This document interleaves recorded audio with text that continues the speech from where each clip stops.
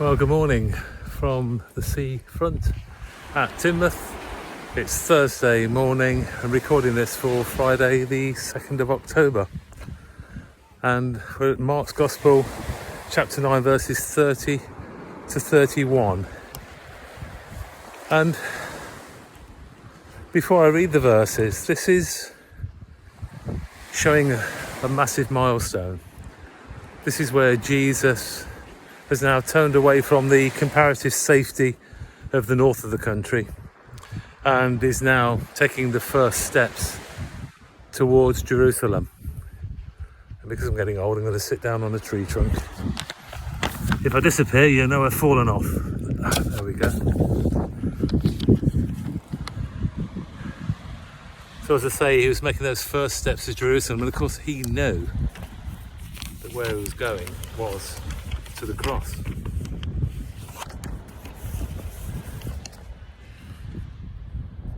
This time he didn't want crowds around him. He knew that he needed to write his message on the hearts of each one of these chosen disciples. Because if he didn't do that, he'll have failed. He had to leave behind him a band of people who carried his thinking with them. And before he left his human form, his bodily form,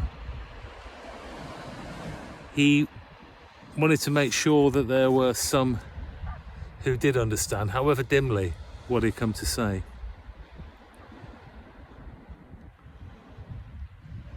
Jesus speaks about the Son of Man is being delivered into the hands of men, because Jesus knew there was a traitor in his little band of disciples. Maybe he could see it better than Judas could at that time. And maybe he was announcing fact, but was he also making an appeal to Judas? Maybe not to betray him. But then what would happen? The disciples still don't really understand what on earth is happening. Maybe they're starting to get the gist that bad stuff's going to happen. But then maybe we now, looking in hindsight, would say, how on earth is it that they didn't grasp what Jesus was telling them?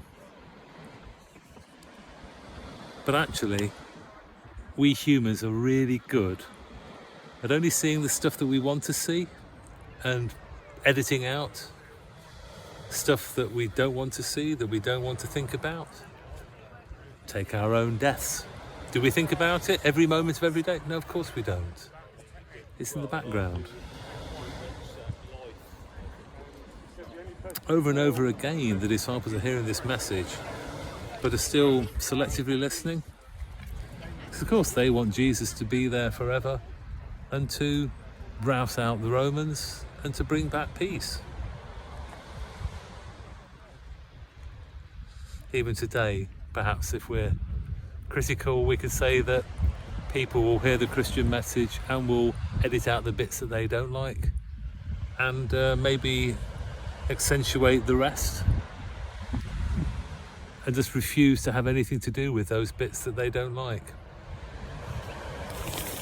And so, since I've remembered this time to actually do the reading as well, here is the short reading on which to ponder. The breeze is getting up on the seafront, only slightly, so my sheet of paper is blowing away. Mark 9, 30 to 31. When they left there, they made their way through Galilee, and Jesus did not wish anyone to know where he was, for he kept teaching the disciples and saying to them, the Son of Man is being delivered into the hands of men, and they will kill him, and when he has been killed, after 3 days he will rise again. But they did not understand what he said. They were afraid to ask him what it meant.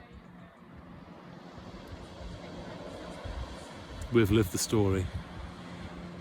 Year after year after year, through different church services, through our own readings of the Bible, through our own understanding of this passion.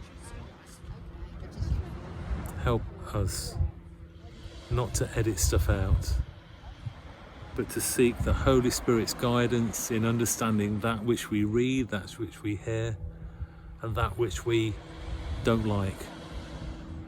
Amen. Have a great day. God bless.